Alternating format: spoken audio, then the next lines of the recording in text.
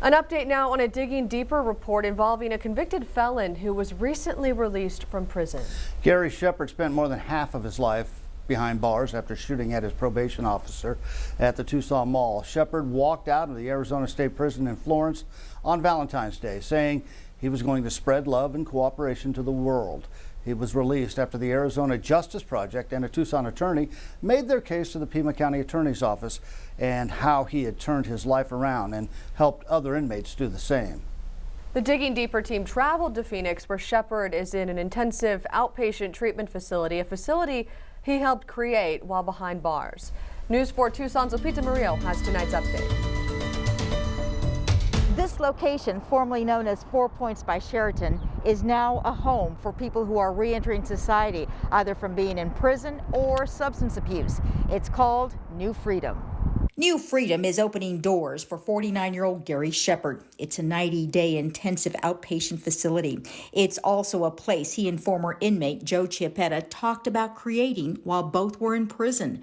The idea began in 2006. Initial idea was not quite this large to begin with. Currently, there are 136 members who live at the facility. In June, they will add another 234, and there's room for about 400 members. But the overall idea of having some place that was much better to go to and had a lot different opportunities where people didn't have to pay, that was a constant idea from the beginning.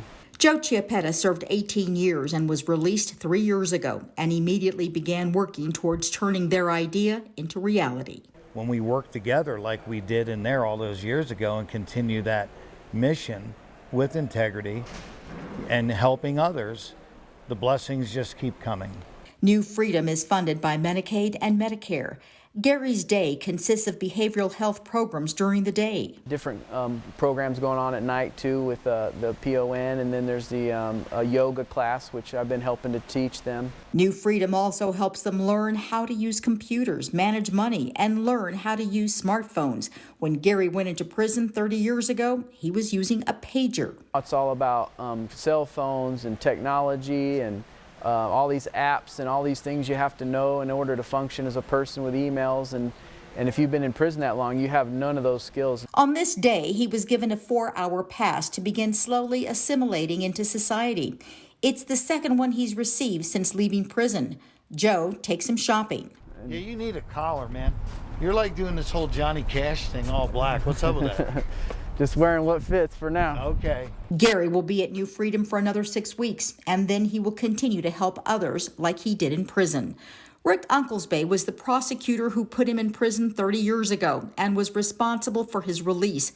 In January, Unklesby told him in a conference call, "Don't let us down." I think that he can completely count on me because I have absolutely no thoughts or ideas of committing a crime or using drugs. Gary adds he doesn't want to hurt other inmates' opportunities who, like him, want a second chance. Digging Deeper in Phoenix, Lupita Murillo, News 4 Tucson.